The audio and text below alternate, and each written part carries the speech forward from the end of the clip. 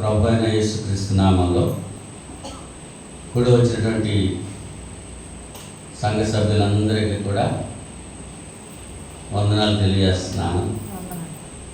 అలాగే ఆన్లైన్లో వాక్యం వింటున్నటువంటి ప్రతి సహోదరునికి చింతపల్లిలోని డిగ్రీ సంఘం తరపుగా హృదయపూర్వకమైనటువంటి వందనాలు తెలియజేస్తున్నాను.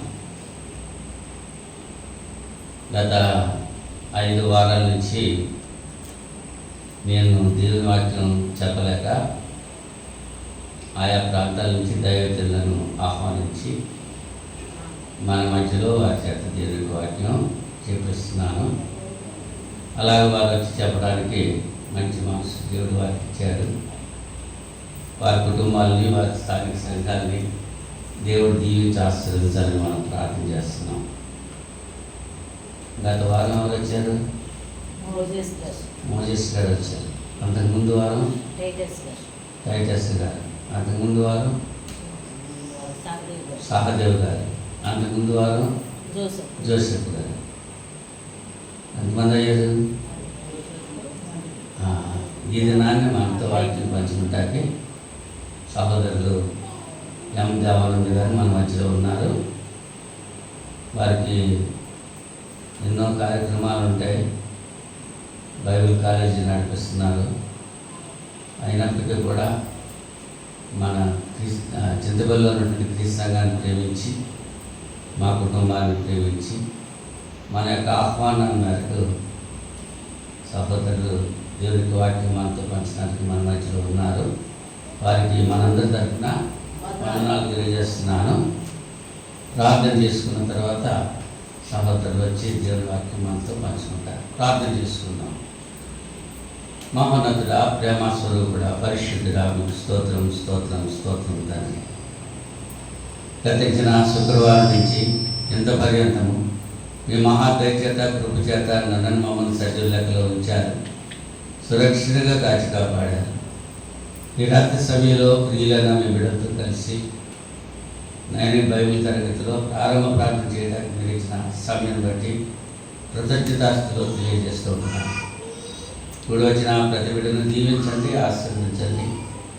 ఆన్లైన్లో వాక్యం వీక్షిస్తున్నటువంటి ప్రతి సహోదరిని కూడా మీరు కృప చూపి కనికరించి నాయన మీ యొక్క వాక్యపు వెలుగులో వారి జీవితాలు సరి చేసుకుని మీ కుమారుడు క్రీస్తు 2వ రాకడ కొరకు సిద్ధపడి ఉండడానికి కావాల్సిన నాయన సహాయం మీరు దయచేయమని ప్రార్థన చేస్తున్నాను.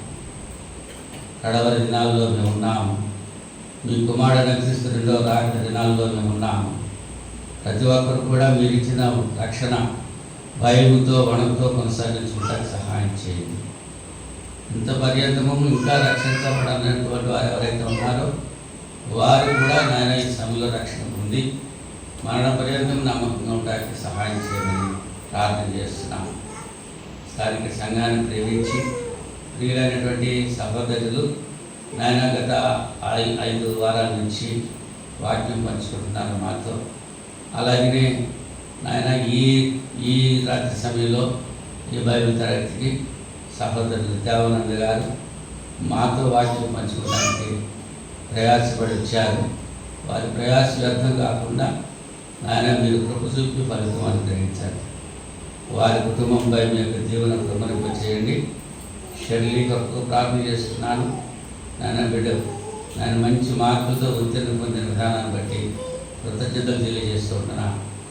అలాగే నాయన వారు నడిపిస్తున్నటువంటి కళాశాలను బట్టి ప్రార్థన చేస్తున్నాను.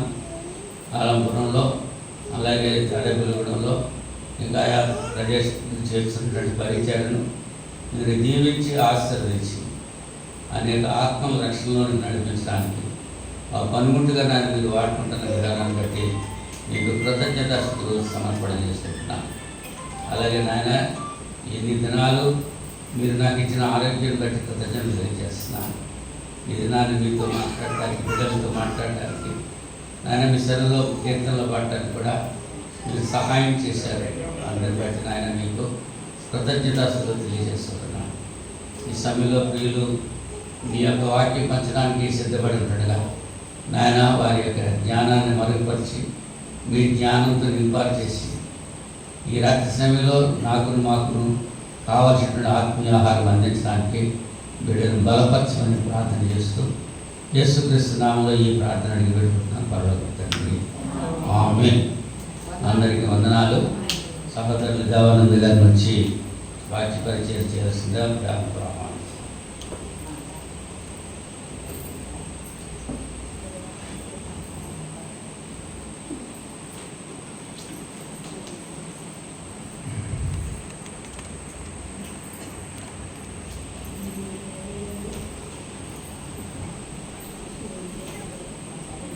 ఈ రాత్రికాల సమయంలో దేవుని సన్నిధిలో పరిశుద్ధులుగా చేరినటువంటి సహోదరులందరికీ కూడా ప్రభువైన యేసుక్రీస్తు నామములో నా యొక్క వందనాలు తెలియపరుస్తున్నాను.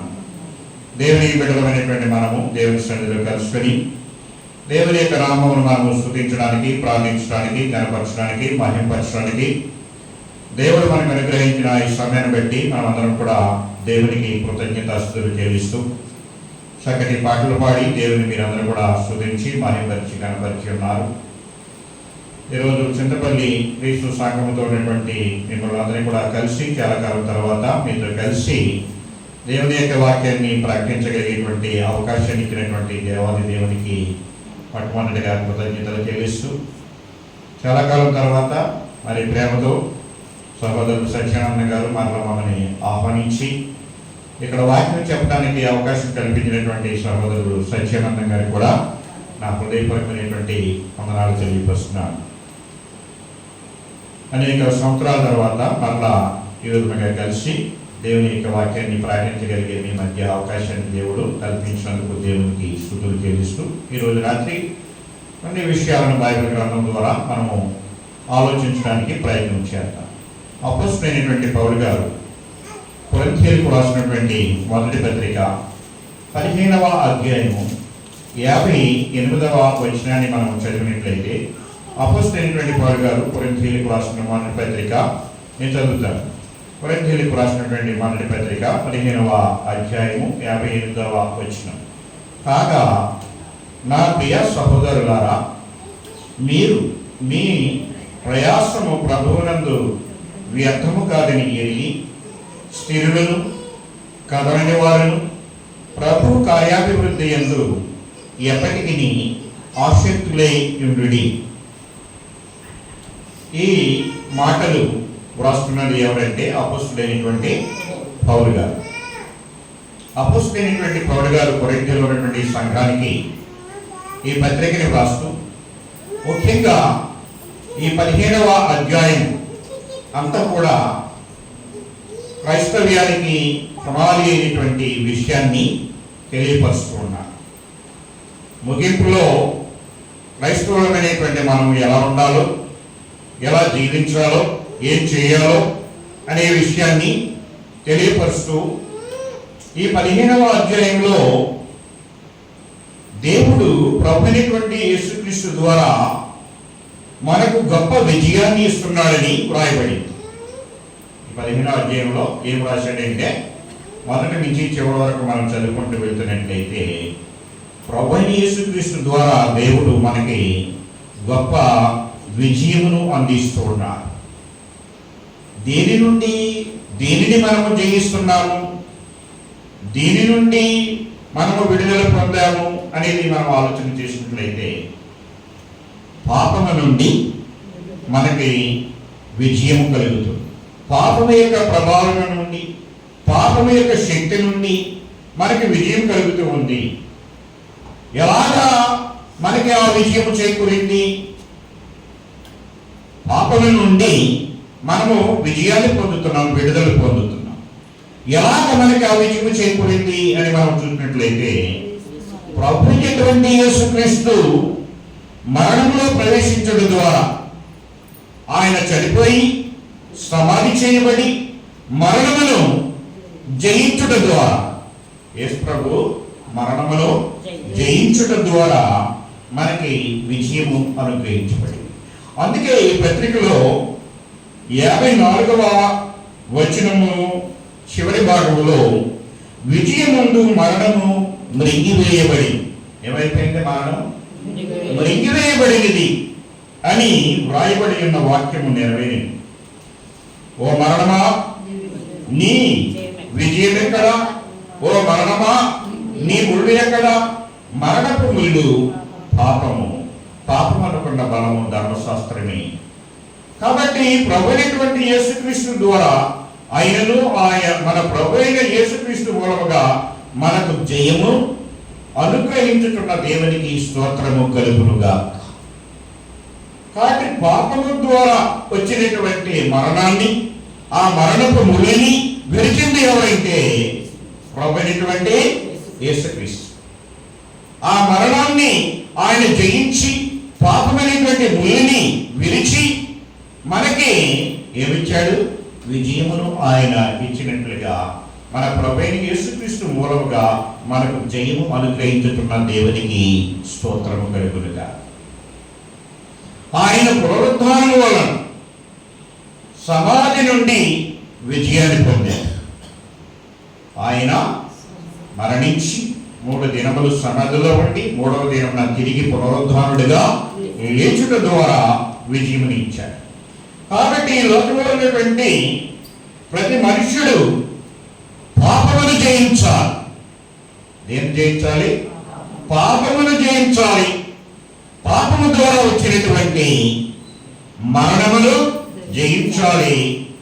అది ఎవరి ద్వారా సాధ్యమవుతుందంటే యేసుక్రీస్తు ద్వారా మాత్రమే సాధ్యం. మరణమును జయించాలన్నా, పాపమును జయించాలన్నా అది యేసుక్రీస్తు ద్వారా మాత్రమే సాధ్యం. ఎవరు కూడా పాపమును తీసివేయలేరు. ఎవరు కూడా మరణము నుండి తిరిగి బ్రతికించలేరు.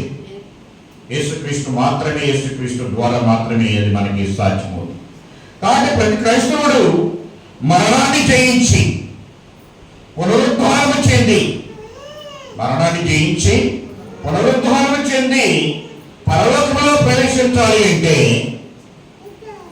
మన తాపత్రయము క్రైస్తవులుగా ప్రభుని ఎందుకు నమ్మామంటే, ప్రభుని మనం ఎందుకు నమ్మాము, ఎందుకు దేవుని యందుల విశ్వాసం ఇచ్చాము అంటే మనం పరలోకం వెళ్ళాలని, పరలోకం చేరాలి అని. కాబట్టి ప్రతి క్రైస్తవుడు మరణాన్ని జయించి పునరుద్ధానం చెంది పరలోకములో ప్రవేశించుటకు క్రీస్తులో స్థిరులుగా ఉండాలి, కదలని వారిగా ఉండాలి, ప్రయాసపడాలి. స్థిరులుగా ఉండాలి, కదలని వారిగా ఉండాలి, ప్రయాస పడాలి. అప్పుడు ప్రభువునందు మీ కార్యాభివృద్ధి యందు ఎప్పటికీ ఆసక్తులై ఉండి, ప్రయాసపడితే కదలని వారిగా ఉండి స్థిరముగా ఉండి ప్రయాసపడినటువంటి వారికి తగినటువంటి బహుమానము లభిస్తుంది అని మనం తెలుసుకోవలసినటువంటి అవసరత ఉంది అని మీకు తెలియపరుస్తున్నాను. కాబట్టి బహుమానం అనేది పొందడానికి ప్రతి క్రైస్తవుడు ఎలా ఉండాలి? స్థిరులుగా ఉండాలి, కదలని వారిగా ఉండాలి అని చెప్పి ఇక్కడ తెలియపరుస్తున్నాడు. మనకేముంది? బహుమానము ఎక్కడ? పరలోకములో మన కొరకు బహుమానము ఉంది. దేవుడు మనకు చేసినటువంటి వాగ్దానమును బట్టి మనల్ని పరలోకం తీసుకుని వెళ్తాడు అని ఆయన చెప్పినటువంటి వాగ్దానమును బట్టి మనం పరలోకం కొరకు ఎదురు చూస్తూ ఉన్నాం.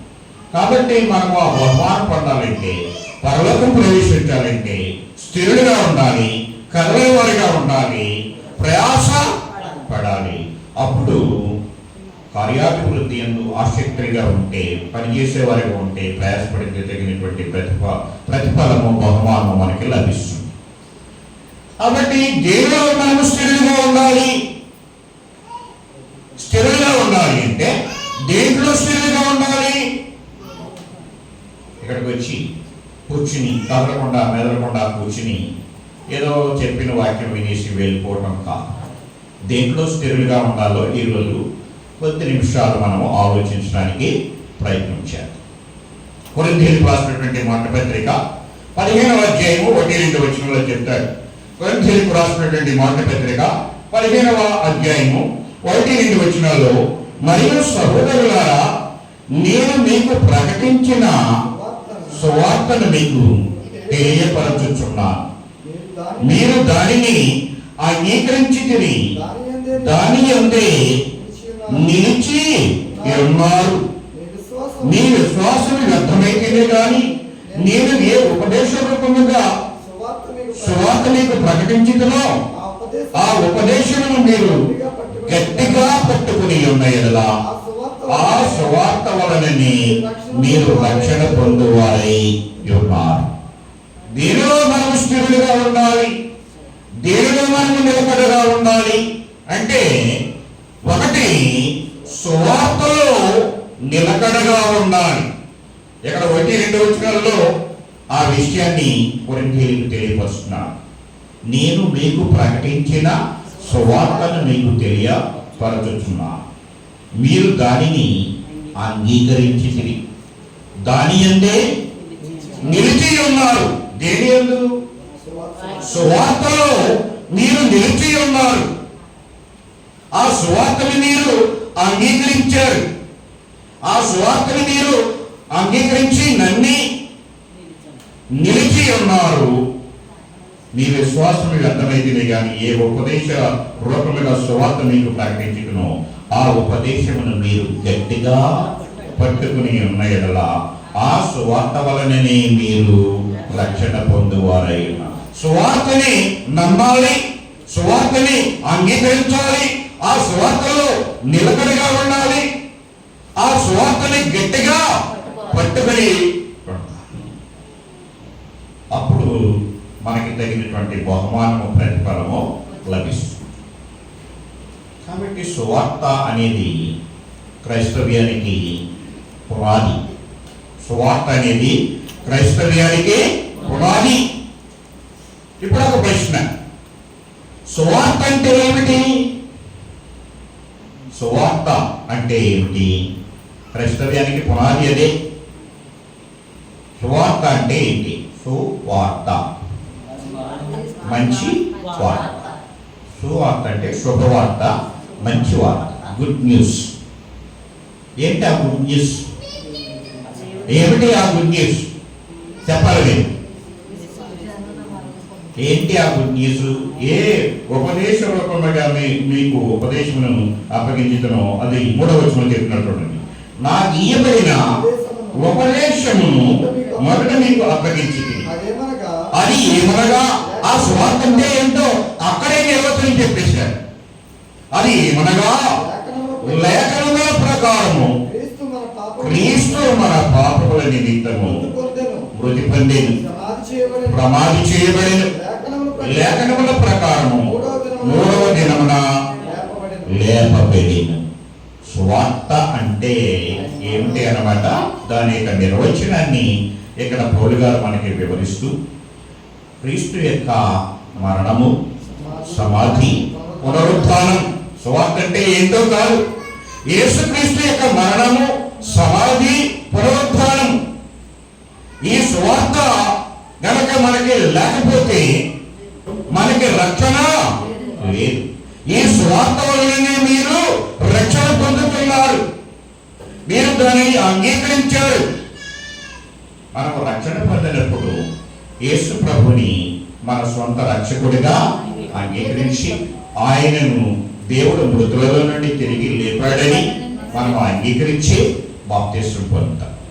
కాబట్టి క్రైస్తవ్యానికి పునాది ఏమిటి అంటే యేసుక్రీస్తు యొక్క మరణము, సమాధి, పునరుత్థానం. యేసుక్రీస్తు కనుక మరణించకపోతే, సమాధి చేయబడకపోతే, తిరిగి లేపబడకపోయినట్లయితే మనకి ఏమి లేదు, రక్షణ అనేది లేదు. కాబట్టి ఇప్పుడు ఉన్నటువంటి సమస్య ఏంటంటే మృతుల పునరుత్థానం లేదని చాలా మంది అనుకుంటారు. ఇప్పుడు ఉన్నటువంటి సమస్య కూడా అదే మనకి తెలియచేయబడుతుంది. కాబట్టి క్రీస్తు మృతులలో నుండి లేపబడి ఉన్నాడని ప్రకటించుతుండగా మీలో కొందరు మృతుల పునరుద్ధానం లేదని ఎట్లు చెప్పుతున్నారు. యేసుక్రీస్తు తిరిగి లేచాడు, ఆయన పునరుద్ధానుడయ్యాడు అని చెప్తూ చేస్తూ ఉంటే కొంతమంది ఏమనుకుంటారు, పునరుత్థానం లేదు, మృతుల పునరుత్థానము లేదని ఇట్లు చెబుతున్నారు. మృతుల పునరుత్థానం లేని ఎడల క్రీస్తు కూడా లేపబడి ఉండలేదు, మరియు క్రీస్తు లేపబడి ఉండని ఎడల మేము చేయు ప్రకటన వ్యర్థమే. అప్పుడు వారు చేసినా ఇప్పుడు మేము చేసినా క్రీస్తు లేపబడకపోతే, ఆయన పునరుద్ధానుడు కాకపోతే మేము ప్రకటించేటువంటిది వ్యర్థమే.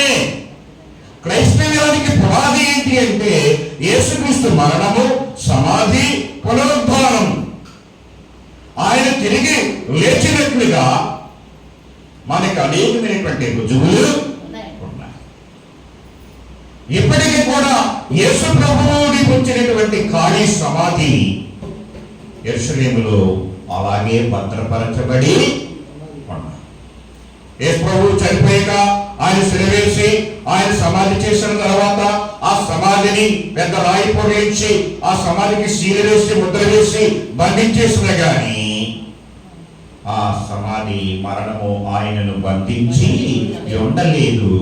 దేవుడు ఆయనను తిరిగి లేపాడు. దీనికి మేము సాక్షులము అన్నారు అపోస్తలులు. సమాధి దగ్గరికి వెళ్ళి కొందరు స్త్రీలు పెందరకడ వెళ్ళి ఆ సమాధి దగ్గరికి వెళితే ఆ సమాధి ఖాళీగా ఉంది. ఆయన ఇక్కడ లేడు, తిరిగి లేచి ఉన్నాడు. సజీవుడైనటువంటి వారిని మీరెందుకు మృతులలో వెతుకుతున్నారు అని చెప్పి ఆయన తిరిగి లేచాడు అని అనేక సందర్భాల్లో ఆయన అగుపరుచుకున్నాడు, కనబరుచుకున్నాడు. తిరిగి లేచి మాయమైపోలేదు.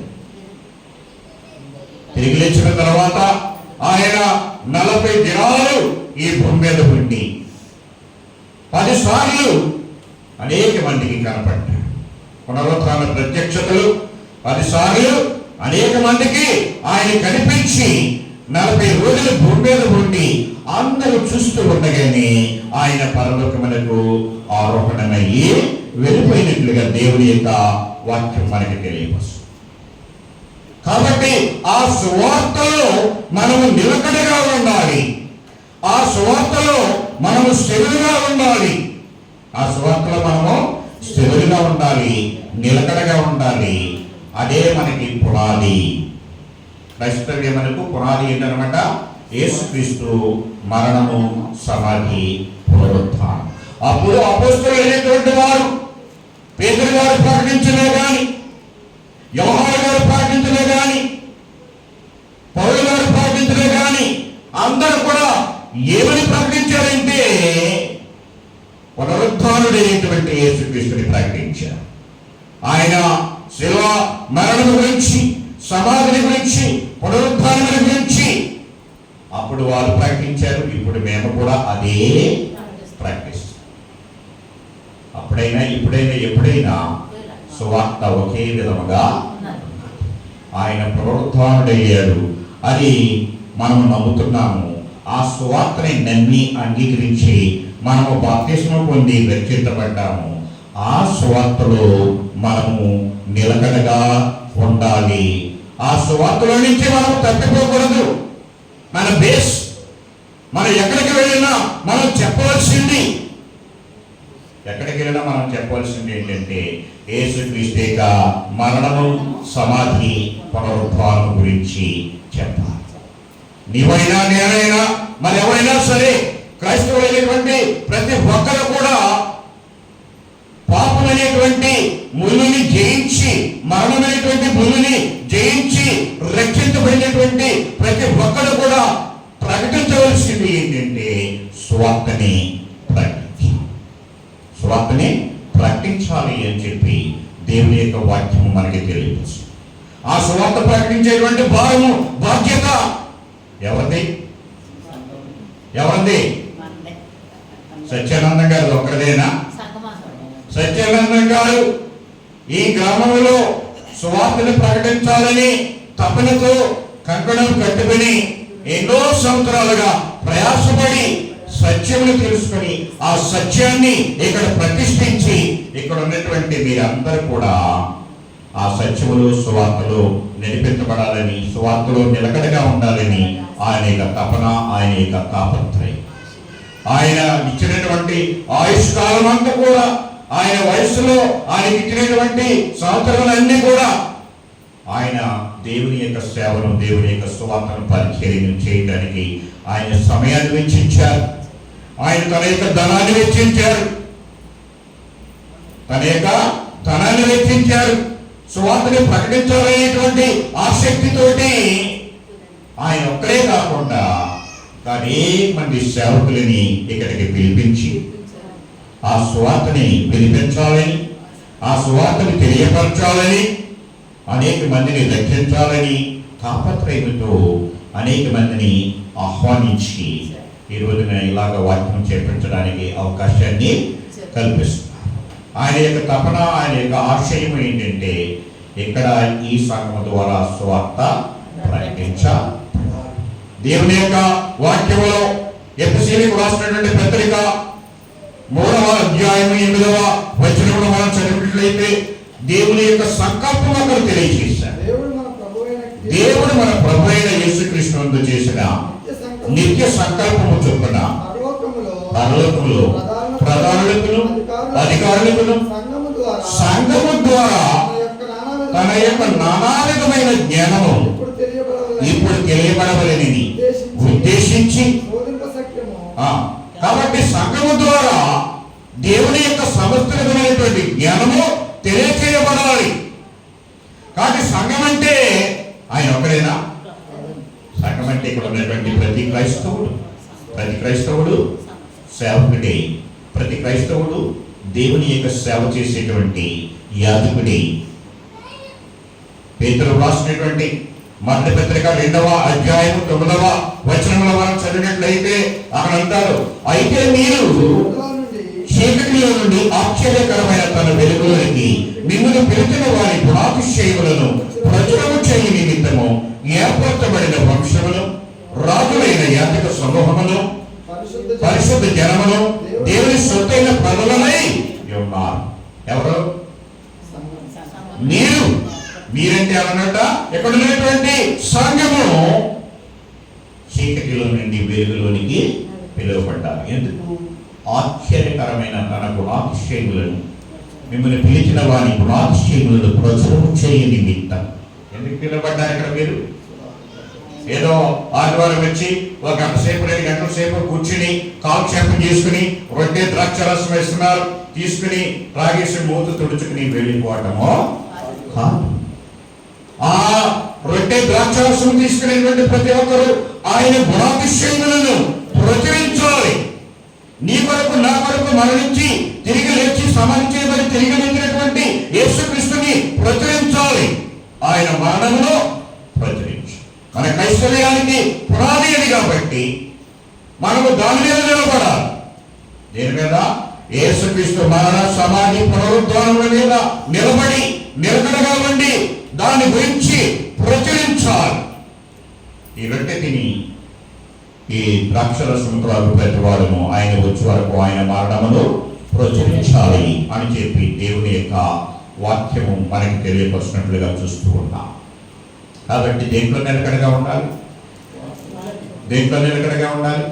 సువార్తలో నిలకడగా ఉండాలి.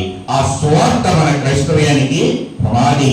దాని మీద మనము నిలకడగా ఆ సువార్తని చేయాలంటే ప్రకటించాలి, ప్రచురించాలి అని చెప్పి దేవుని యొక్క వాక్యము మనకి తెలియపరుస్తుంది. రెండవది, ఇంకా మనము దేవులో స్థిరులుగా ఉండాలి. దేంట్లో మనము నిలకడగా ఉండాలి అనేది మనం చూసినట్లయితే మొదటి కొరింథీయులకు రాసిన పత్రికలోని 16వ అధ్యాయము 13వ వచనము.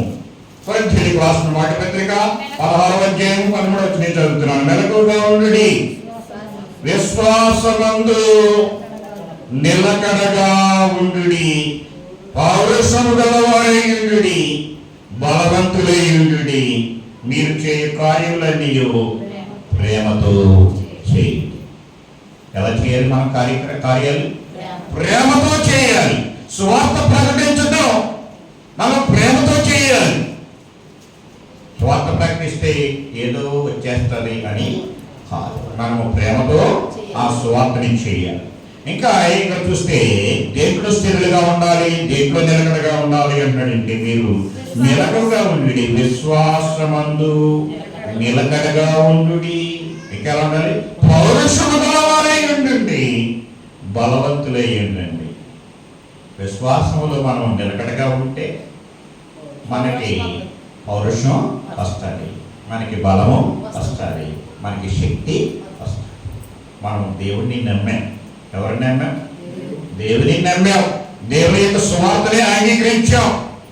విశ్వాసం లేకపోతే మనము దేవుని బిడ్డలము ఏ వారము కాము. మనము విశ్వాసం ఉంచాం కాబట్టి, మనము దేవుని నిర్ణయం కాబట్టి దేవుని బిడ్డలము అయ్యి. యోహాను సువార్త 1:12 చదివితే, యోహాను సువార్త 1:12 చదువు. తనను ఎందరూ అంగీకరించిరో వారందరికీ, అనగా తన నామమునందు విశ్వాసముంచిన వారందరికీ దేవుని పిల్లలకుటకు ఆయన అధికారం అనేది. తన నామమునందు విశ్వాసముంచిన వారందరికీ దేవుని పిల్లలకుటకు అధికారము. మనము సువార్తని అంగీకరించి, సువార్తని విశ్వసించి, ఆయనను అంగీకరించి విశ్వసించి బాప్తిసం పొంది రక్షించబడ్డ దేవుని నమ్మాం. దేవుని నమ్మినటువంటి మనకి, విశ్వాసం ఉంచినటువంటి మనకి ఒక నిరీక్షణని దేవుడు ఇచ్చాడు. ఏమిటి మన యొక్క నిరీక్షణ? విశ్వాసం అంటే ఏంటి? అసలే విశ్వాసం అంటే ఏమిటి? ఇందాక సువార్త అంటే ఏమిటి అని అడిగాను, దాని నిర్వచనం చెప్పాను. ఇప్పుడు విశ్వాసం అంటే ఏమిటి? విశ్వాసం అనే మాట కూడా నిర్వచనము ఉంది. ప్రతిదానికి దేవుడు నిర్వచనాన్ని, అర్థాన్ని మనకి తెలియపరుస్తున్నాడు.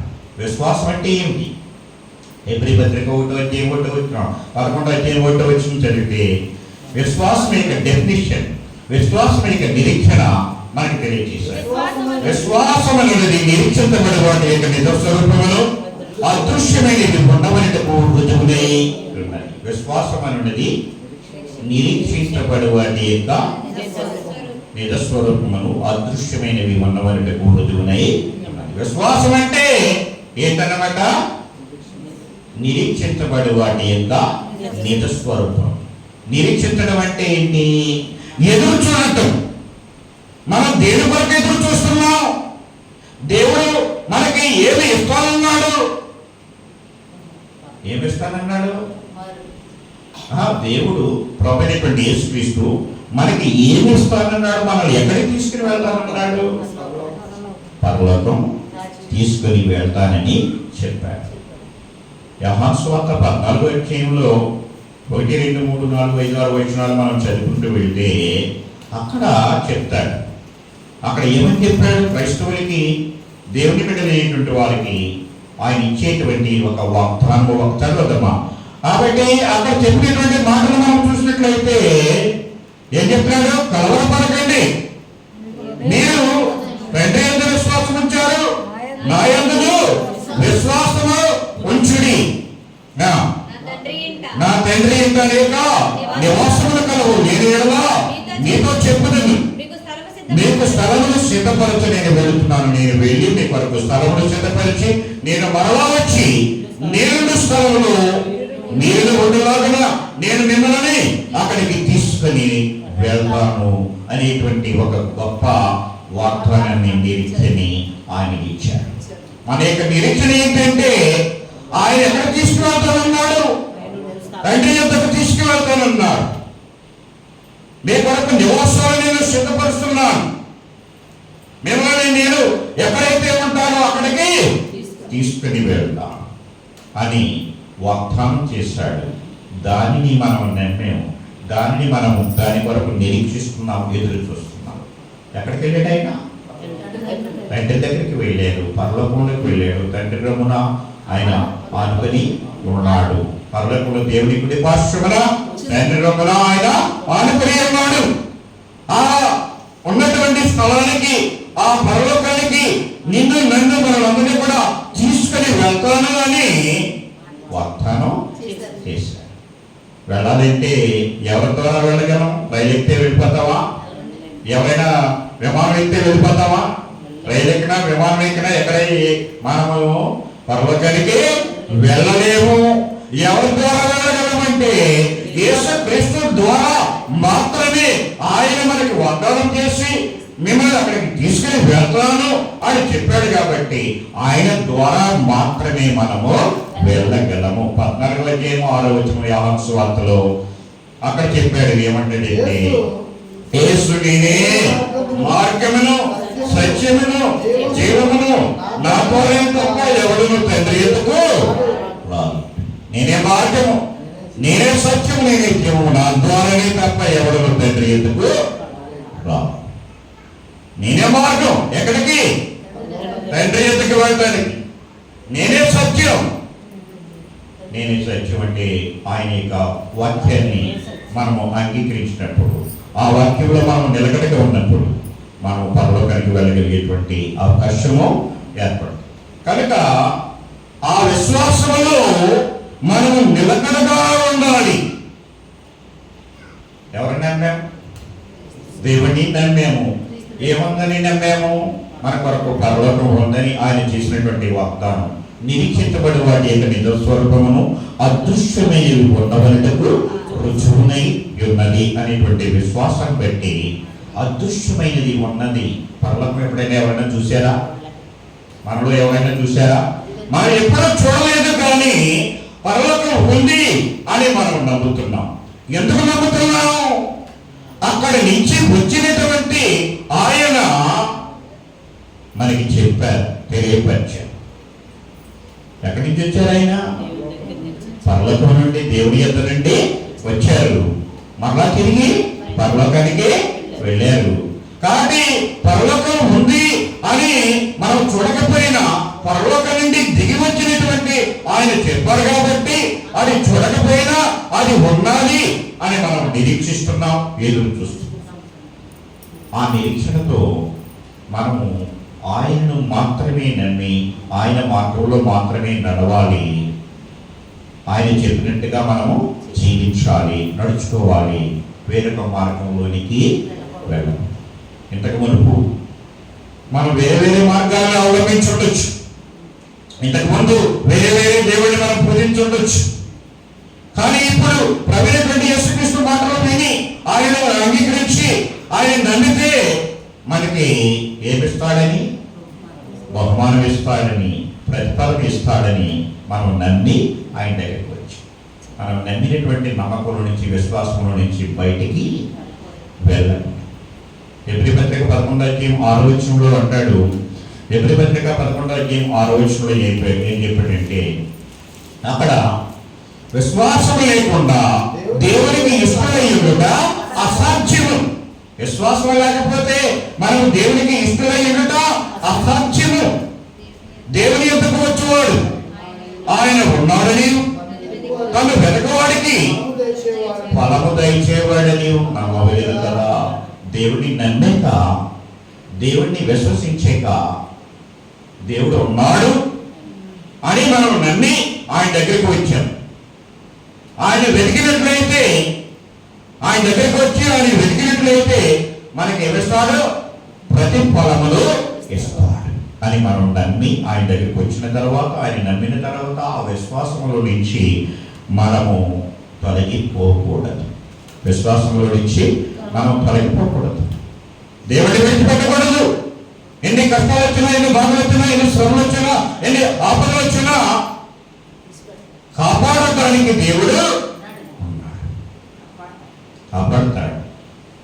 చాలా మంది విశ్వాసంలో నుంచి తొలగిపోతారు. క్రైస్తవులైనటువంటి వారు, దేవుని నమ్మినటువంటి వారు, బాప్తిసం పొంది రక్షించబడి దేవుని సన్నిధికి వచ్చేటువంటి వారు చాలా మంది విశ్వాసాన్ని వదిలిపెట్టి, దేవుని వదిలిపెట్టి మరొక మార్గాన్ని ఎంచుకుంటున్నారు. మరొక మార్గాన్ని ఎంచుకుంటున్నారు.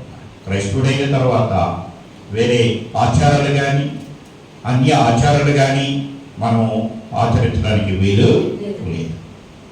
దేవుడిని నమ్మాక, క్రైస్తవులయ్యాక, విశ్వాసం వచ్చాక మనం ఏదైనా పెళ్లి చేయాలంటే ఎవరి దగ్గరికి వెళ్తున్నారు? సేవకుడి దగ్గరికి వస్తున్నారా? ఎక్కడికి వెళ్తున్నారు? బ్రాహ్మణుల దగ్గరికి వెళ్ళి, లేకపోతే పొలాల దగ్గరికి వెళ్ళి ముహూర్తాలు పెట్టించుకుంటారా? ఆ ముహూర్తం పెట్టించేసుకున్నాక అప్పుడు సేవకుడి దగ్గరికి వచ్చాయా, అయ్యగారు మా అమ్మాయికి పెళ్ళండి, మా అబ్బాయికి పెళ్ళండి, పలానా రోజండి, పలానా టైం అండి అని ముహూర్తాలు పెట్టించు. ఇంకేంటి విశ్వాసం? విశ్వాసంగా అయితేనా? విశ్వాసంలో నిలబడిగా ఉండాలా అని చెప్తూ ఉంటే విశ్వాసాన్ని వదిలిపెట్టి, దేవుని వదిలిపెట్టి వేరే మార్గాన్ని అవలంబిస్తున్నారు. ఒక గృహప్రవేశం చేయాలన్నా, ఒక శంకుస్థాపన చేయాలన్నా, ఒక దిన కార్యక్రమం చేయడానికి కూడా చాలా మంది ఇలాంటి ముహూర్తాలని నమ్ముతున్నారు. ఏదైనా అనారోగ్యం వచ్చినప్పుడు, జబ్బు చేసినప్పుడు ప్రార్థన చేసుకుంటారు, తగ్గదు ఏమో అయిపోతుంది, నాకు ఎవరో మంది ఎట్టేశారని ఆ ముందుకు ఎక్కించుకోవడానికి మాంత్రికుడి దగ్గరికి రాదు. నాకేదో మందు పెట్టేశారని, లేకపోతే ఏదో చేతబడి చేసేసారని ఈ చేతబడులు, మందులు, మాపులు నమ్మి మాంత్రికుల దగ్గరికి, తాంత్రికుల దగ్గరికి వెళ్ళి తాయితులు ఎత్తుకుని, తావీదులు పెట్టుకుని, కాళ్ళకి చేతులకి మొదళ్ళకి తాయితులు, తావీదులు. ఏది విశ్వాసం? విశ్వాసంలో స్థిరులుగా ఉండాలి. క్రైస్తవులైనటువంటి వారు దేవుడిని నమ్మాక ఆయన ఎద్దకు వచ్చినప్పుడు ఆయన పొలము దయచేవారని నమ్మగలరు కదా. కాబట్టి దేవుడిని మాత్రము గుడికి పెట్టకూడదు. 2వ కొరింథీ పత్రిక, కొరింథీయులకు రాసిన 2వ పత్రిక 1వ అధ్యాయము 24వ వచనంలో మనం చదివినట్లయితే, మీ విశ్వాసము మీద మేము ప్రభువుని ఎలాగో చెప్పట్లేదు కానీ మీ ఆనందములకు సహకారమై ఉన్నాము. విశ్వాసము చేతని మీరు నిలకడగా ఉండాలి. దేంట్లో నిలకడగా ఉండాలని చెప్పారు? విశ్వాసము చేత మీరు నిలకడగా ఉన్నారు అని చెప్పి కొరింథీ సంఘానికి అపోస్తలుడైన పౌలు గారు చెప్తున్నారు. కాబట్టి ఇక్కడ ఉన్నటువంటి సంఘం, క్రైస్తవ సమాజం విశ్వాసంలో నిలకడగా ఉన్నారా? దేవుని వదిలిపెట్టకుండా ఉన్నారా? వేరొక మార్గాన్ని అవలంబిస్తున్నారా అనేది ఎవరికి వారు ప్రశ్నించుకోవాలి. కాబట్టి దయ్యం పట్టేసిందని భూత వైద్యుడి దగ్గరికి వెళ్ళిపోతున్నారు. మనం దయ్యము పట్టేసిందని భూత వైద్యుడి దగ్గరికి వెళ్ళిపోతారు. వాళ్ళ దగ్గర ఏమి కూడా మాత్రాలు, తంత్రాలు ఏమి ఉండవు. మనల్ని మభ్య చేసి, మోసం చేసి మన దగ్గర నుంచి డబ్బు లాగుతారు తప్ప దానివల్ల ఏమీ ప్రయోజనము ఉండదు అని చెప్పి దేవుని యొక్క వాక్యం మనకి తెలియపరుస్తుంది. ఇప్పుడు వరకు 2 విషయాలు మనకి చెప్పాను. ఒకటి సువార్తలో నిలకడగా ఉండాలి, రెండవది విశ్వాసంలో నిలకడగా ఉండాలి, మూడవది దేవుని బోధలో నిలకడగా ఉండాలి. దేంట్లో నిలకడగా ఉండాలి? దేవుని బోధలో నిలకడగా ఉండాలి, దేవుని వాక్యంలో నిలకడగా ఉండాలి. మనం ఏ బోధనైతే నమ్మేమో, ఏ సత్యమునైతే నమ్మేమో ఆ సత్యాన్ని, ఆ బోధని వదిలిపెట్టకుండా దానిని మనము గట్టిగా పట్టుకుని ఉండవలసినటువంటి అవసరం ఉంది. గలతీ పత్రిక 5వ అధ్యాయం 1వ వచనంలో అంటాడు, గలతీ పత్రిక 5వ అధ్యాయం 1వ వచనం, కాబట్టి మీరు స్థిరులుగా నిలిచి మరలా దాస్యముల కాడి క్రింద చిక్కుకొనకుడి. మీరు ఎలా ఉండాలి? స్థిరులుగా నిలిచి ఉండండి, మరలా దాస్యముల కాడి కింద చిక్కుకొనకుడి అని చెప్తున్నారు. హెబ్రీ పత్రిక 10వ అధ్యాయం 23వ వచనంలో, హెబ్రీ పత్రిక 10వ అధ్యాయము 23వ వచనంలో, వాగ్దానం చేసిన వాడు నమ్మదగిన వాడు మన నిరీక్షణ విషయమై మనము ఒప్పుకునేది ఏంటంట? మనము ఒప్పుకునేది నిశ్చలముగా పట్టుకుందాం. మనం ఏ బోధనైతే నమ్మేమో, ఏ బోధనైతే ఒప్పుకున్నామో ఆ బోధని, ఆ వాక్యాన్ని, ఆ సత్యాన్ని మనము గట్టిగా పట్టుకుని ఉండవలసినటువంటి అవసరం ఉంది.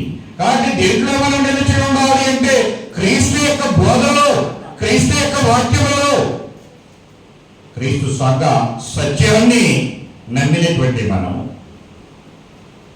అబద్ధ బోధల వైపుకి వెళ్ళాలి. అబద్ధ బోధలు, అసత్యం అనేది ఈనాడు ఎక్కువగా లోకంలో ప్రకటించబడింది.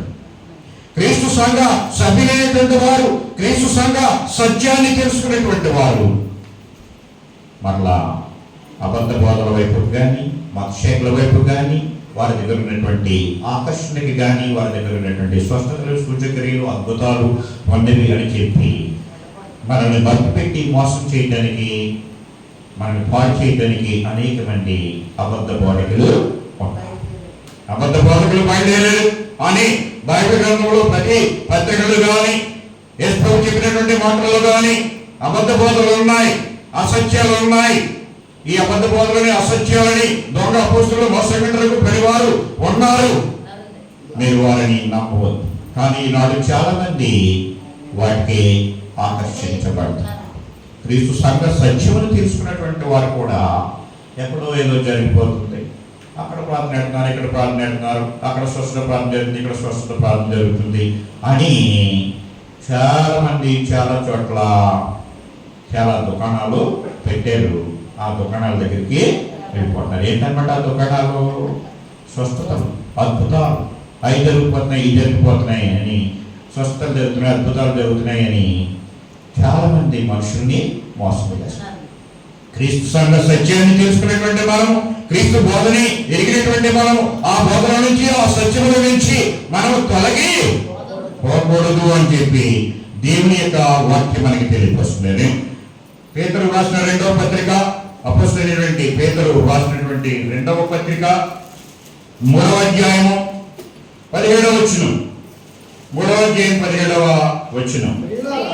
ప్రియులారా, మీరు ఈ సంగతులు ముందుగా తెలుసుకుని ఉన్నారు కనుక మీరు నీతి విరోధుల తప్పు బోధ వలన తొలగింపబడి మీకు కలిగిన స్థిర మనస్సుని విడిచి పడిపోకుండా కాచుకునుడి. ఎవరికి మాటలు? మనకి, క్రైస్తవులైనటువంటి మనకి, క్రీస్తు సంఘ సత్యములు ఎరిగినటువంటి మనకి ఏం చెప్తున్నాడంటే, ప్రియులారా, మీరు ఈ సంగతులు ముందుగా తెలుసుకుని ఉన్నారు కనుక మీరు నీతి విరోధుల తప్పు బోధ వలన తొలగింపబడి. నీతి విరోధులు తప్పుడు బోధన చేస్తుంటారు, అబద్ధాలు బోధిస్తూ ఉంటారు, అసత్యాన్ని ప్రకటిస్తూ ఉంటారు, మాయ చేసి మభ్యపెట్టి మోసం చేసి మనల్ని పాడు చేయడానికి సాతాను తానే వెలుగుదోత వేషము వేసుకొని దొంగ అపోస్తలులు, దొంగ బోధకుల ద్వారా మనిషిని మోసము చేస్తూ ఉన్నాడు. కాబట్టి నీతి విరోధుల తప్పు బోధన వలన తొలగింపబడి మీకు కలిగిన స్థిర మనసును విడిచి పడిపోకుండా కాచుకోండి.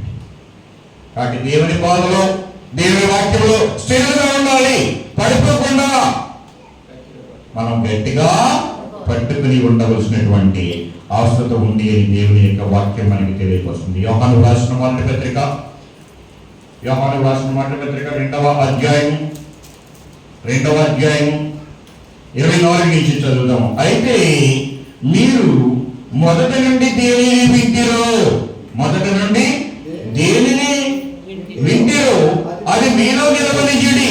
మీరు మొదట నుంచి దేని విన్నారు, ఏమి తెలుసుకున్నారు? సహోదరుడు సత్యానందం గారి ద్వారా చింతపల్లిలో క్రీస్తు సంఘ సత్యము అనేక మంది దైవజనుల్ని పిలిపించి క్రీస్తు సంఘ సత్యాన్ని మీకు తెలియపరిచి, మీరు మొదట నుండి దేనిని వింటిరో అది మీలో నిలవనీయుడి. మీరు మొదట నుండి వినినది మీలో నిలిచిన ఎడల మీరు కూడా కుమారుని యందును తండ్రి యందును నిలుపురు. కాబట్టి మీరు దేన్నైతే విన్నారో, దేన్నైతే అంగీకరించారో ఆ బోధలో మీరు నిలిపి ఉంటే మీరు కుమారుని యందును తండ్రి యందును నిలిచి ఉంటారు. ఒకవేళ ఈ బోధని, ఈ సత్యాన్ని, ఈ సంఘాన్ని వదిలిపెట్టి బయటికి వెళితే అబద్ధ బోధకులకి చేత ఆకర్షించబడి అక్కడికి వెళ్ళినా పర్లేదు, ఎక్కడికి వెళ్ళినా పర్లేదు అని అనుకోవచ్చు. ఎక్కడైనా ఒకటే కదా, ఎక్కడైనా దేవుడే కదా, ఎక్కడైనా వాక్యమే కదా అని అనుకోవచ్చు. కానీ అక్కడ తప్పుడు బోధలు, అబద్ధ బోధలు, అసత్యాలు ప్రకటించబడుతున్నాయి. మనుషుల్ని మోసం చేసేటువంటి బోధకులు బయలుదేరారు.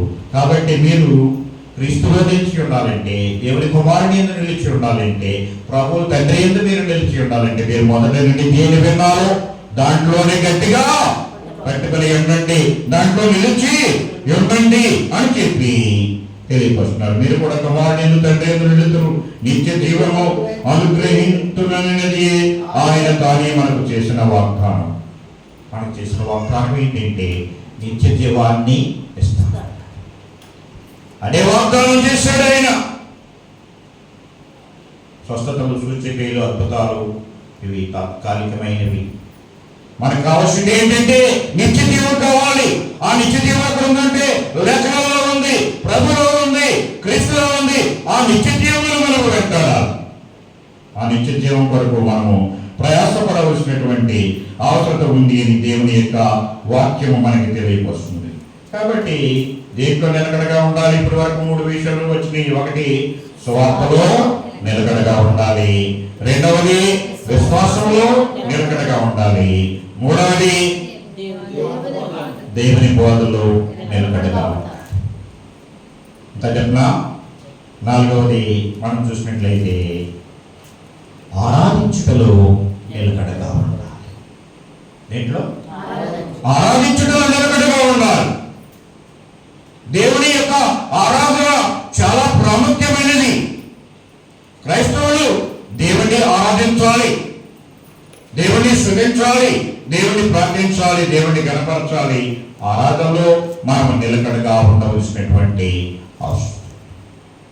ఆదిమ క్రైస్తవులు ఆరాధనలో ఎలా ఉన్నారు?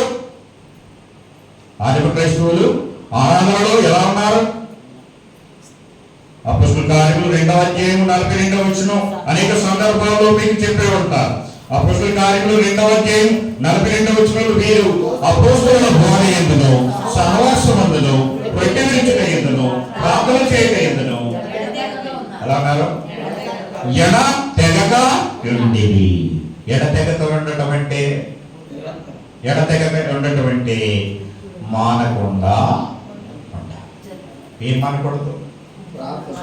ఆరాధన మాన. ఎన్ని పనులున్నా కానీ ఆదివారం ఆరాధన మనం మానకు. ఆరాధన అనేది క్రైస్తవుడికి చాలా ప్రాముఖ్యమైనది. దేవుణ్ణి ఆరాధించేటువంటి దినాన్ని దేవుని గ్రంథం మనకు తెలియపరుస్తుంది. కాబట్టి క్రైస్తవుడు ఆదివారం ఆరాధనలో పాలు పొందాలి. ఆరాధన మాన. ఆదిమ క్రైస్తవులు ఎలా ఉండాలంటే ఎడతెగక ఉండేది. దేంట్లో వీరు అపొస్తలుల బోధ యందును, సహవాసమందును, రొట్టె విరుచుట యందును, ప్రార్థన చేయట యందును ఎడతెగక ఉండేది. మానకుండా. ఎడతెగకంటే కంటిన్యూస్లీ, స్టెడ్ఫాస్ట్లీ అన్నారు ఇంగ్లీష్లో. కంటిన్యూస్ గా మానకుండా ఆరాధనకు వచ్చి ఆరాధనలో సహవాసం మనం కలిగి ఉంటున్నాం. ఎవరితో సహవాసం కలిగి ఉంటున్నామంటే తండ్రి అయినటువంటి దేవునితో మనము సహవాసం కలిగి ఉండటానికి, ప్రభువైన యేసుక్రీస్తు సహవాసం కలిగి ఉండటానికి, అలాగే పరిశుద్ధాత్మ దేవునితో సహవాసం కలిగి సంఘం అందరూ కలిసి మనము సహవాసం కలిగి ఆ ఒకే రొట్టెని మనము భుజించడం ద్వారా మన సహవాసం ఎవరితో ఉంటుందంటే క్రీస్తుతో కూడా. ఆ రొట్టె తీసుకోవడం ఒక వారం వచ్చి ఒక వారం తీసుకోకుండా ఉంటే నెలకు ఒకసారి ఒక ఆదివారమేనా? ప్రతి ఆదివారం రొట్టె తీసుకోవాలి. ఆదివారం మేము రొట్టె వించడానికి కూడి ఉండగా పౌలు మరునాడు వెళ్ళమై ఉండి వారితో విస్తరించి మాట్లాడుచు ఉండేను. అపొస్తలుల కార్యములు 27వ వచనంలో చెప్పారు. ఆదివారం ఆరాధనలో దేవుని యొక్క వాక్యాన్ని వినాలి. మీరు అపొస్తలుల బోధ యందును, సహవాసమందును, రొట్టె విరుచుట యందును, ప్రార్థన చేయట ఎడతెగక ఉండేది. ఆరాధనలో మనం చేయవలసినటువంటి వాటన్నిటిలో మనం ఖచ్చితంగా పాల్గొనాలి. ఎప్పుడు రావాలి ఆరాధనకి? వెంటనే వెళ్దాంలే కాసేపు. చాలా మంది తరపుటి వస్తుంది మానేస్తారు. చిన్న తరపుటికి ఆరాధన మానేస్తారు, చిన్న జ్వరానికి మానేస్తారు. 6 రోజులు కష్టపడి పని చేసుకోండి. ఒక దినాన్ని దేవునికి, ఒక దినము దేవుని సన్నిధిలో గడుపుట 1000 దినములు శ్రేష్టమైనది. దినం దేవుని సన్నిధిలో గడిపితే 1000 దినముల కంటే శ్రేష్టమైనది. కాబట్టి చాలామంది అంటారు, ఈరోజు ఆరాధన మానేసామండి, ఈరోజు ప్రార్థన మానేసామండి, మాకేమీ బాగోలేదండి. మరి ఎందుకు మానేసాం? ధనం వచ్చిందండి, తలపొట్టి వచ్చిందండి, లేకపోతే చుట్టాలు వచ్చారండి, లేకపోతే ఈరోజే బిర్యానీ వండుకుంటున్నామండి. ఈరోజు ఏమనుకుంటున్నారు? బిర్యానీ సెలవు పెట్టండి, ఈరోజు బిర్యానీ వండుకుంటున్నామండి. లేకపోతే ఏదో ఫంక్షన్ ఉందండి, లేకపోతే చాలామంది పిండి కొట్టుకోవటం, కారమడించుకోవటం, పచ్చళ్ళు పట్టుకోవటం, ఇవన్నీ ఏ రోజు పెట్టుకుంటున్నారు? బట్టలు ఎత్తుకోవటం, ఆదివారనే పనులు పెట్టాం. ఎంతసేపు ఉంటారు ఇక్కడికి వచ్చి? 1 గంట 2 గంటల సమయంలో ఆరాధన ముగించబడుతుంది. కాబట్టి ఆరాధనని మనము మానకూడదు. ఆ రోజు సమీపించే కొలది ఒకరికొకరు పురికొల్పుకుంటూ, ఒకరికొకరు ప్రోత్సహించుకుంటూ దేవుని సన్నిధికి ఎబ్రీ పత్రిక 10వ అధ్యాయంలో 19 నుంచి 24, 25 వచనాల్లో ఆ యొక్క ప్రాముఖ్యత ఏంటో మనకి తెలియపరుస్తాడు. 24 వచనంలో ముఖ్యంగా కొందరు మానుకున్నట్లుగా సమాజంలో కూడుట మానక. కొందరు ఏం చేస్తున్నారు? మానేస్తున్నారు. కొందరు మానుకుంటున్నట్లుగా సమాజంలో కూడుట మానక ఒకరికొకడు హెచ్చరించు. ఆ దినము ఏ దినము? ఆదివారం ఆరాధన దినము సమీపించుట మీరు సూచన కొలది మరి ఎక్కువగా అలాగు చేయొచ్చు. ప్రేమ చూపుటకును సత్కార్యము చేయుటకును ఒకరినొకడు పురికొల్పుకొనవలెనని ఆలోచించు. కాబట్టి ప్రియులారా, ఆలోచించండి. ఆదివారం యొక్క ప్రాముఖ్యత ఏంటంటే మనం దేవుని సన్నిధిలో కలిసి దేవునితో కలిసి సహవాసం చేయడానికి, దేవునితో కలిసి మనం మాట్లాడుకోవడానికి, మన యొక్క కష్ట సుఖాలు దేవునికి తెలియచెప్పుకోవడానికి, ప్రార్థన చేయడానికి దేవుని దగ్గరికి దేవుడు అంటున్నాడు, నా ఎద్దకు రండి, అప్పుడు నేను మీ ఎద్దకు, నా ఎద్దకు రండి అని ఆయన తెలుసు. ప్రయాసపడి భారము మోసుకొని సమర్థమైన వాళ్ళ నా ఎద్దకు రండి, నేను మీకు విశ్రాంతిని.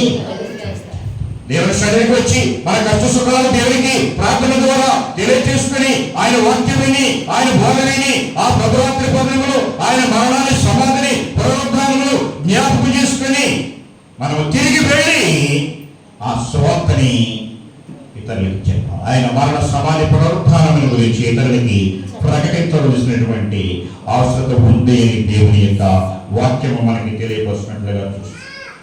కాబట్టి ప్రియులారా, మన యొక్క గురి దేవుని యందు ఉంచి, మన గురి అంతా, మన చూపు అంతా ఎవరి మీద ఉండాలి? మన దృష్టి అంతా ఎవరి మీద ఉండాలంటే దేవుని మీద. ఆరాధనకు వచ్చి, ప్రార్థనకు వచ్చి, ఈయన ఏంటి ఎప్పుడు చెప్తున్నాడు, ఎప్పుడు ముగిస్తాడు, ఎప్పుడు వెళ్ళిపోదామా? చాలా మంది వచ్చిన తర్వాత ఇక్కడ ఉండదు ఆలోచన, మైండ్ అంతా ఎక్కడో ఉంటుంది. మైండ్ ఆబ్సెంట్, బాడీ ప్రెసెంట్ కింద. మైండ్ ఆబ్సెంట్, బాడీ ప్రెసెంట్ అయితే ఏమో ఉపయోగం? మన దృష్టి, మన గురి ఎవరి మీద ఉండాలి? ఇక్కడికి వచ్చాక దేవుని మీద ఉండాలి. దేవుని మీద మనం దృష్టి ఉంచి మనం గురి ఎద్దకు పరిగెట్టాలి. మరణాన్ని జయించి మనం ఎక్కడికి వెళ్ళాలంటే పర్వతం వెళ్ళాలి అని చెప్పి దేవుని యొక్క వాక్యం మనకి తెలియపరిచినట్లుగా చూస్తూ ఉన్నాం. కనుక ప్రభునందు ప్రేమైనటువంటి దేవుని బిడ్డలారా, మనం ఆలోచన చేసినట్లయితే కీర్తన గ్రంథం 16వ కీర్తన 8వ వచనం చదివినట్లయితే, కీర్తన గ్రంథం 16వ కీర్తన 8వ వచనం, 16వ కీర్తన, సదాకాలము యెహోవా యందు నా గురి నిలుపుతున్నాను, ఆయన నా కుడి పార్శ్వన ఉన్నాడు కనుక నేను కదల్చబడను. దేవుడు చెప్తున్నాడు, సదాకాలము నా గురి, యెహోవా యందు నా గురి నిలుపుతున్నాను. మన గురి, మన దృష్టి అంత కూడా ఎవరి మీద ఉండాలంటే దేవుని మీద ఉండాలి. దేవుని యందు నమ్మకరించాం, దేవుని యందు విశ్వాసం ఉంచాం. ఆ విశ్వాసంలో నుంచి తొలగిపోకుండా, ఆ విశ్వాసంలో నిలకడగా ఉండాలి. దేవుణ్ణి విడిచిపెట్టకుండా వేరొక మార్గంలోనికి, వేరొక దేవుడు కానీ, దేవతలు కానీ, పూజలు కానీ, పురస్కారాలు కానీ ఏమి కూడా చేయకుండా మన దృష్టి అంతా కూడా ఎవరి మీద పెట్టాలంటే దేవుని మీద పెట్టాలి. అందుకే అపోస్తలుడైనటువంటి పౌలు గారు ఏమంటాడంటే, గురి అంతకే పరిగెత్తుచు ఉన్నాను. ఫిలిప్పీ పత్రిక 3వ అధ్యాయం 14వ వచనంలో మాట్లాడినట్లయితే ఫిలిప్పీ పత్రిక 3వ అధ్యాయము 14వ వచనం, క్రీస్తు యేసునందు దేవుని ఉన్నతమైన పిలుపునకు కలుగు బహుమానము పొందవలెనని గురి యొద్దకే పరిగెత్తుచు ఉన్నాను. పౌలు గారు ఇక్కడ మాట్లాడితే ఉండండి, గురి యొద్దకే పరిగెత్తుచు ఉన్నాను. క్రీస్తు యేసునందు దేవుని ఉన్నత పిలుపునకు కలుగు బహుమానము పొందవలెనని. ఏముంది మనకి? బహుమానం ఉంది. ప్రభుని నమ్మినటువంటి వారికి, ప్రభుని వెంబడించిన వారికి, ప్రభుని విశ్వాసం ఉంచిన వారికి దేవుడు చేసినటువంటి వాగ్దానాలను బట్టి నిత్య స్వాస్థ్యము, నిత్య జీవము అనేది ఒక బహుమానముగా పరలోకంలో దేవుడు నీకు నాకు మనందరికీ ఇవ్వబోతున్నాడు. ఆ బహుమానం పొందాలంటే మనం గురి ఎత్తకు మన గురి అంతా, మన దృష్టి అంతా దేని మీద పెట్టాలి అంటే, దేని మీద పెట్టాలి? దేవుని మీద పెట్టాలి. దేవుని వైపు చూడవలసినటువంటి అవసరత ఉంది అని దేవుని యొక్క వాక్యము మనకి తెలియవస్తుంది. ఏముంది అక్కడ? ఏముంది అక్కడ? మన జీవము అక్కడ క్రీస్తు ప్రభుతో పాటు దాచబడి ఉన్నది. అందుకే కొలసీ పత్రిక 3వ అధ్యాయం 1-2 వచనాలు అంటాడు. కొలసీ పత్రిక 3వ అధ్యాయం 1-2 వచనాలు, మీరు క్రీస్తుతో కూడా లేపబడిన వారైతే పైనున్న వాటిని వెదకుడి, అక్కడ క్రీస్తు దేవుని కుడి పార్శ్వమున కూర్చుండి ఉన్నాడు. పైనున్న వాటి మీదనే గాని భూ సంబంధమైన వాటి మీద మనసు పెట్టకనిపడి ఎలాగైనా మీరు మృతి పొందితిరి, మీ జీవము క్రీస్తుతో కూడా దాచబడి ఉన్నది. మనకు జీవమైన క్రీస్తు ప్రత్యక్షమైనప్పుడు మీరు ఆయనతో కూడా మహిమ యందు ప్రత్యక్షపరచబడుదురు. కాబట్టి ఇక్కడ చెప్తున్నటువంటి మాటలు మనం చూసినట్లయితే మన దృష్టి అంతా ఎవరి వైపు అంటే దేవుని వైపే, పరలోకం వైపే. ఇక లోకం వైపు మనం లోకం వైపు మనం చూడకూడదు. భూ సంబంధమైన వాటి మీద మనసు పెట్టుకొని, పైన ఉన్న వాటి మీదనే కానీ భూ సంబంధమైన వాటి మీద మీరు మనసు పెట్టండి. పైన ఉన్నటువంటి పరలోకంలో ఉన్నటువంటి దేవుడిచ్చేటువంటి నిత్య స్వాస్థ్యం గురించి, ఆయన ఇచ్చేటువంటి బహుమానం గురించి, ఆయన ఇచ్చేటువంటి జీవ కిరీటం గురించి, నీతి కిరీటం గురించి మనము ముందుకి వెళ్ళవలసినటువంటి అవసరం.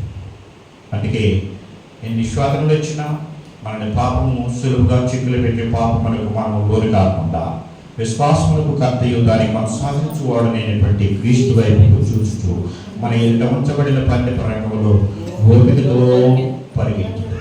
ఎబ్రీ పత్రిక 12వ అధ్యాయం 2వ వచనంలో చెప్పాడు.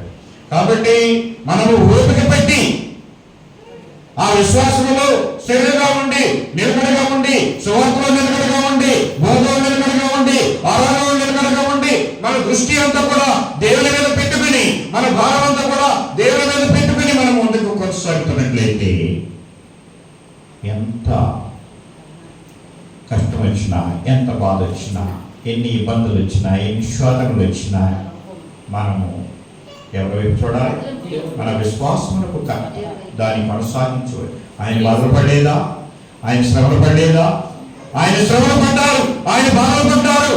ఆయన కానీ ఆ శ్రమలని, బాధలని, ఆయన శోధనల్ని జయించి చివరికి పాపాన్ని, మరణాన్ని జయించి ఆయన పరలోకానికి, కాబట్టి మనము కూడా పాపమును జయించి, పాపములను, మరణాలను జయించి, దాని శక్తి నుండి మనం విడుదల పొంది దాన్ని జయించి మన దృష్టి అంతా కూడా ఆయన వైపు చూసుకుంటూ వెళ్తే ఎన్ని కష్టాలు వచ్చినా, ఎన్ని శోధనలు వచ్చిన, సమస్యలు వచ్చిన వాటిని అధిగమించి, వాటిని జయించి, వాటిని మనము దేని ద్వారా జయించాలి? విశ్వాసం ద్వారా మనము వాటిని జయించి మంచి పోరాడవలసినటువంటి అవసరం. చివరిగా తిమోతికి రాసినటువంటి 2వ పత్రిక 4వ అధ్యాయం 7-8 వచనాలు మనం చదివినట్లయితే అపొస్తలుడైనటువంటి పౌలు గారు తిమోతికి రాసినటువంటి 2వ పత్రిక 4వ అధ్యాయం 7-8 వచనాలు, మంచి పోరాటము పోరాడితిని, నా పరుగు కడముట్టించితిని, విశ్వాసమును కాపాడుకుంటిని, ఇక మీదట నా కొరకు నీతి కిరీటము ఉంచబడినది. ఎవరు చెప్తున్నారు ఈ మాటలు? అపొస్తలుడైనటువంటి పౌలు గారు చెప్తున్నారు. ఆయన ఎంతో ఎక్కువగా ప్రయాసపడ్డారు. అపొస్తలులందరికంటే ఎంతో ఎక్కువ ప్రయాసపడి కష్టపడి పనిచేసి ఆయన చివరికి ఏమంటాడంటే ఆయన చివరి క్షణాల్లో చివరి మాటలు మాట్లాడుతూ నా పరుగును మంచి పోరాటము పోరాడి తిని నా పరుగును కడముట్టించి తిని విశ్వాసమును కాపాడు. కాబట్టి ఆయనకి ఏమన్నంటే ఇక మీదట నా కొరకు నీతి కిరీటము ఆయన ఆ బహుమానం చూశాడు. అపొస్తలుడైన పౌలు గారు ఆయన ఇచ్చేటువంటి ఆ నీతి కిరీటం చూచాడు, ఆ బహుమానం చూచాడు. దానికి నేను ఆయన పిలిచినటువంటి ఉన్నతమైనటువంటి పిలుపునకు కొరకు బహుమానం పొందవలేని గురి ఎంతకే పరిగెత్తుతున్నాను. ఆ పరుగుని కడముట్టించాను, విశ్వాసాన్ని కాపాడుకున్నాను. కాబట్టి నా కొరకు ఏముందంటే నీతి కిరీటము ఉంటుంది.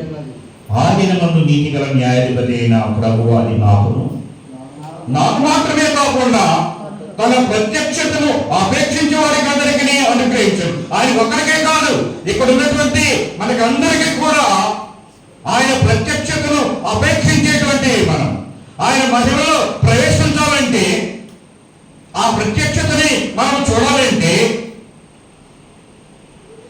దేని చూడాలి? భూ సంబంధమైన వాటిని కాకుండా పైన వాటిని, పైన ప్రభుత్వ యేసు వైపు మనం చూస్తూ దేవుని యొద్దకు మన దేవుని చూస్తూ దేవుని మీద దృష్టించి ఆయన వాక్యం మీద దృష్టించి ఆరాధన మానకుండా, దేవుని బోధలోంచి తొలగిపోకుండా, దేవుని వాక్యంలోంచి తొలగిపోకుండా, అబద్ధ బోధలోకి అసత్యములకి వెళ్లకుండా, వాటిని ఆకర్షించకుండా, వాటిని వెంబడించకుండా మనము విశ్వాసంలో నిలకడగా ఉండి సువార్తను ప్రకటించడానికి ప్రయాసపడితే ఈ బహుమానం మనకి లభిస్తుంది. అది ఇక్కడ ఉన్నటువంటి మీకును మాకును మనకందరికీ దేవుడు దయచేయాలని మనం ప్రార్థన చేసుకుని ఈ యొక్క తరగతిని ముగించుకుందాం. ఇంతవరకు వాక్యమైన మీకు అందరికీ నా హృదయపూర్వకమైనటువంటి వందనాలు తెలియపరుస్తున్నాను. ఈ రోజు ఈ అవకాశం ఇచ్చినటువంటి సహోదరులు సత్యానందం గారికి, కుటుంబానికి నా ప్రత్యేకమైనటువంటి వందనాలు తెలియపరుస్తూ దేవుడు ఇంకా ఆయనకు ఆరోగ్యమిచ్చి ఆయుష్నిచ్చి ఆయన బ్రతికినంత కాలం దేవుని సువార్త పరిచర్యలో వాడబడేటట్లుగా దేవుడు సహాయం చేయాలని ఆయన కొరకు కూడా మనం అందరం కూడా ప్రార్థన చేద్దాం. అందరికీ వందనాలు. ప్రార్థన చేసుకుందాం. అత్యంత ప్రేమమయుడు కృపాకనికర గల పరలోకమందున్న మా తండ్రి, మీ యొక్క మహోన్నతమైన ఉన్నతమైన శ్రేష్టమైన నామములకు వందనాలు కృతజ్ఞతలు చెల్లిస్తున్నాం. మీరు సర్వోన్నతుడైన దేవుడు, సర్వశక్తిమంతుడైన దేవుడు, మాకు జీవాన్ని ఊపిరిని ప్రాణము సమస్తమునిచ్చి జీవోపదేశం గొప్ప దేవా, మీకు వందనాలు కృతజ్ఞతలు.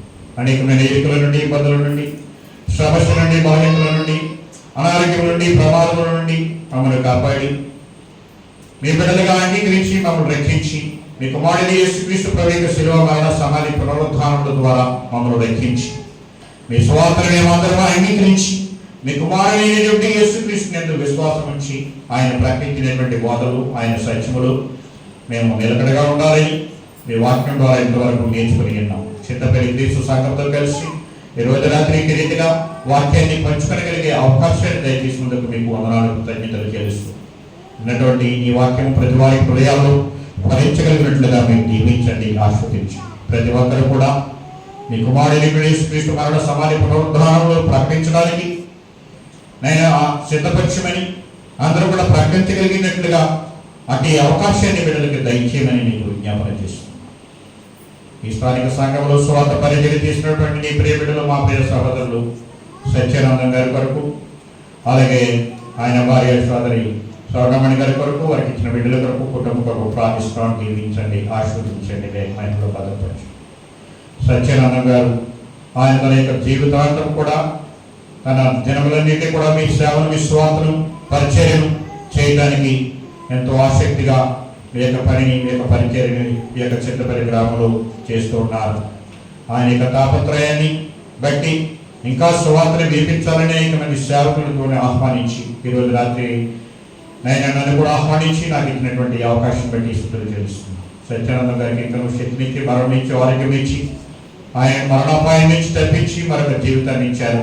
మరి ఎక్కువగా ఆరోగ్యం ఇచ్చి, ఆయుష్నిచ్చి, ఆస్వాదించి మరి ఎక్కువగా మీ సేవల పరిచయలు స్వార్థలు వాడబడిగే శక్తి, సామర్థ్యమును, ఆరోగ్యమును, జ్ఞానము, భార్య బిడ్డల్ని, కుటుంబాన్ని దీవించండి. స్థానిక సంఘమంతటిని దీవించండి. సంఘ బిడ్డలందరినీ ఆస్వాదించి సంఘమంతుడు చక్కటి వ్యక్తుల విశ్వాసములు ఆత్మీయంగా ఎదగడానికి, వాక్యంలో బలపెట్టడానికి, మీ స్వార్థలో నిలకడగా ఉండి మీ వాక్యాన్ని, మీ స్వార్థని ప్రకటించగలిగినట్లుగా అనేక మందిని నడిపించగలిగేటట్లుగా విశ్వాసంలో స్థిరులుగా ఉండి మిమ్మల్ని విడిచిపెట్టకుండా మీ మీద ఆధారపడి మీ ద్వారా ప్రతి మేలు దీవెన ప్రతిఫలము పొందడానికి బిడ్డలందరినీ దీవించండి, ఆశీర్వదించండి. మీ వాక్యంలో మీ బోధలు నిలకడగా ఉండి అబద్ధ బోధల వైపు కానీ అసత్యం వైపు కానీ మారకుండా ఈ సత్యముల వారు ప్రతిష్ఠితపడి సత్యము కొరకు పోరాడేట్లుగా ప్రయాసపడగలిగేటట్లుగా ఆరాధన మారకుండా ఆరాధనలో వాక్యంలో బాధ్యత తరగతులు అందరూ ఆసక్తిగా పాల్గొని ఆత్మీయంగా బలపడగలిగేట్లుగా మీ వైపు చూస్తూ మీ యొక్క మీరు ఇచ్చేటువంటి బహుమానము పొందాలని గురి ఎందుకు పరిగెట్టాలని మీ వాక్యం ద్వారా ఆలోచించిన అట్టి రీతిగా ఇక్కడ ఉన్నటువంటి సంఘ బిడ్డలందరినీ ఆస్వాదించండి. సంఘంలో ఉన్న చిన్న బిడ్డల కొరకు ప్రార్థిస్తున్నాం, ఎవరస్తుల కొరకు ప్రార్థిస్తున్నాం, పెద్దవారి కొరకు వృద్ధుల కొరకు అందరి కొరకు ప్రార్థిస్తున్నాం. దీవించి ఆస్వాదించి అందరూ పనిచేసుకోవడానికి శక్తి సామర్థ్యం బలము ఆరోగ్యములు దయచేయండి. చదువుకుంటున్నటువంటి బిడ్డలు పరీక్షలు పాస్ అయ్యి పై చదువుకు వెళ్ళడానికి మీరు ప్రభుత్వం పెంచండి. ఉద్యోగాలు చేసినటువంటి వారు పనులు చేసినటువంటి వారిని అందరినీ కూడా దీవించండి, ఆశీర్వదించండి. ఉద్యోగాలు లేని వారందరికీ ఉద్యోగాలు దయచేయండి. ఎవరైతే అనారోగ్యంగా ఉన్నారో బలహీనంగా ఉన్నారో నేర్చుకుని ఉన్నారో వారందరూ కూడా మీ ద్వారా ఆరోగ్యాన్ని పొంది క్షేమాన్ని పొంది స్వస్థతను పొంది క్షేమంగా ఆరోగ్యంగా మిమ్మల్ని స్తుతించేవారిగా మిమ్మల్ని మహిమపరిచేవారిగా ఉండేటకు సహాయం చేయమని విజ్ఞాపన చేస్తూ సంఘమంతటిని బలపరిచి ఆశీర్వదించి అభివృద్ధిపరచమని నేను మరొకసారి మేమందరం మీ శ్రేణిలో కలుసుకునే పర్యంతం ఉండే దేవుని ఆశీస్సులు మాకందరికీ అనుగ్రహించి దీవించి పంపించమని స్థానిక సంఘమంతటిని ఆశీర్వదించమని ఈ యొక్క ప్రార్థన మా ప్రభువును మా రక్షకుడును మా విమోచకుడును మీ కుమారుడైన యేసు ప్రభువు పరిశుద్ధ నామములో వేడుకొంచున్నాం తండ్రి. ఆమేన్. అందరికీ వందనాలు.